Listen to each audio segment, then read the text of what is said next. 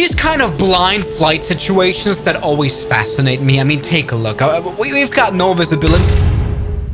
Now, buddy, it is Sunday, the 9th of June, and we're on this beautiful A320 at Palma de Mallorca. We're on Austrian Airlines flight OS 434 on this beautiful but old Lima Bravo Mike registration A320. We are now heading for a 2-hour flight to Vienna, the capital city of Austria, with 173 passengers and 6 crew on board. After taking off and while cruising, everything is fine, but yes, the weather sucks above Europe. Especially above the north of Italy. We see lots of storms down there. Nothing too bad at first, but while on descent at flight level 220,000 feet above the municipality of Hartberg in Styria, the airplane encounters heavy hail. Why? Well, I guess the pretty old A320 CEO did not have the sophisticated radar system to detect this hailstorm and just flew right through it without knowing it's there. After what passengers described as severe turbulence, it was already clear that heavy damage was done to the airplane, mainly the windshield. Yes, if you look at real pictures, I mean, this seems like a very blind flight now. But really what the pilots were not aware of, though, were probably the damage done outside of the airplane, yes, on the nose. The whole cover of the nose of the airplane was practically ripped off, revealing the probably now broken navigation instrument. This is actually quite a bit of a bigger problem because, for one, you cannot look outside of the aircraft through the windshield anymore, but you also cannot use Autoland or the autopilot because you cannot use the instrument landing system because of the destroyed nose. Despite these difficulties, the airplane landed only 20 minutes later in Vienna. Everyone's safe, but I'm quite interested in the future of this airplane, whether it's going to be actually repaired. I mean, it's really old, even though I'm pretty sure. I mean, this plane is 23 years old, but I'm sure it's going to be repaired. Anyway, it's these kind of blind flight situations that always fascinate me. I mean, take a look. We've got no visibility. This is obviously very exaggerated. You can literally not see a single thing.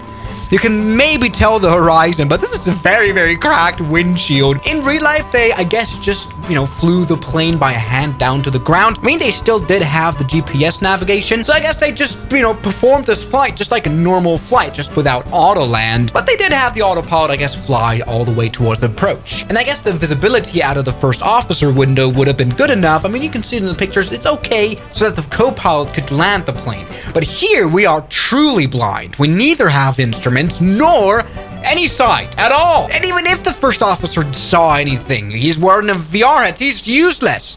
And he's all oiled up, as you can see. Anyway, you may now ask, what's the procedure, everyone? What's the procedure? Stay calm! And I guess to find out the procedure, all we need to do is study the quick reference handbook of the A320. Crack window. No. Aha! Cockpit windshield window cracked. Shoulder harness fastened. Check. Touch the crack with a pen. I wonder if we could use his elf bar, but it seems as though, yes, the cracks are quite heavy. It's not looking like this windshield's gonna, fall apart anytime soon. Let's not crash, by the way, while we're talking. What else? No cracks here. It's all fine. We don't need oxygen masks. We're not that far above the ground. As far as I know, they didn't have to employ oxygen masks whatsoever. Anyway, this is an interesting item here on the procedure list. If visibility not sufficient for approach due to damage, consider Autoland. Problem is, we don't have Autoland anymore. What else could we do? For approach, if Autoland is not available, cabin pressure mode select. All right, okay. I think that'll do. Blah, blah, blah. But what is really interesting is this item right here. Yes, if our airspeed is below 200 knots, which it is right now, we are actually allowed to open the window in midair, in mid-flight. It's now a little loud and a little windy in here, but if we lean outside, we can actually see stuff, which I guess in our situation is quite welcome. All right, so where's the runway? All right, there it is. We can already see it right here. Yes, we're going at 160 knots. And we can actually do cabriolet mode. This is the only way we can actually do this and survive this flight with the whole radome exposed. Let's go ahead and see. Runways down there. Once again, this is not what happened in real life. I guess outside view was sufficient. Let's see if the landing gear comes down. Yes, all the hydraulics still work. Apparently, the rest of the airplane was quite fine, which kind of surprised me, especially the engines. All right, runway is down there. We're absolutely looking fine. Now, we don't know a lot about what happened on board. I mean, wouldn't it be interesting to have a cabin announcement say, Guys, yeah, you saw that turbulence. It was not only turbulence. About realism, I actually do doubt that anything could ever, crack a windshield like this. This is like full-on Spider-Man mode, and he just all over the cockpit window. And come on, let's maybe try see if we can land here. This is a little hard. We're very much offset. We have to read the instruments that are on the right. Come on, all right. We are landing right now on runway 11, I believe, which is a runway that actually does not have any auto land feature either. I mean, it has Cat 1, so you really wouldn't want to do full auto land on this kind of instrument landing approach, but that doesn't matter. We don't have that. It's all fine. All right. Let's try to butter it, actually. Oh, I didn't do that. I didn't butter at all. We can stop though. All is fine. We can decelerate.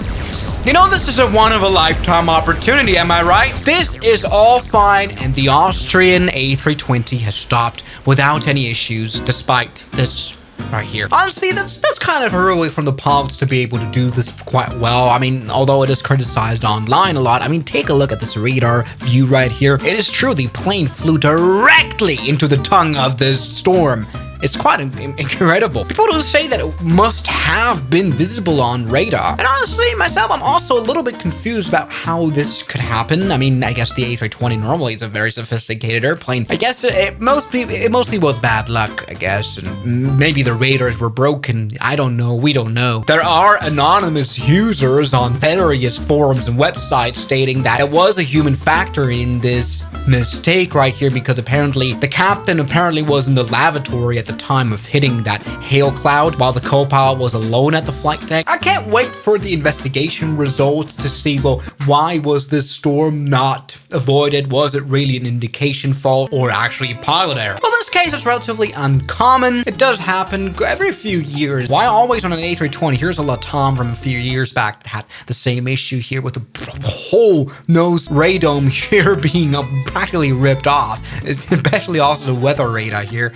That's crazy. But everybody, even I was able to escape our bad situation here by opening the window. I was not actually able to find any occurrences where pilots actually had to open the window mid-flight because of that low visibility right here. Maybe you guys in the comments could check out whether there has actually been a real-life scenario where this technique mentioned in the quick reference handbook of the A320 was actually used. All right, so everybody, moral of the story is don't fly into hailstorms.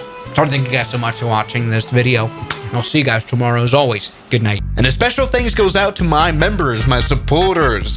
Guns Killer, R27, James Deram, That Dude, Anime Gods of Gaming, Derek, Insider Plane, Nishijitsu Finder, Professional Jamal, Ryland Williams, and New the York. You've got beautiful names.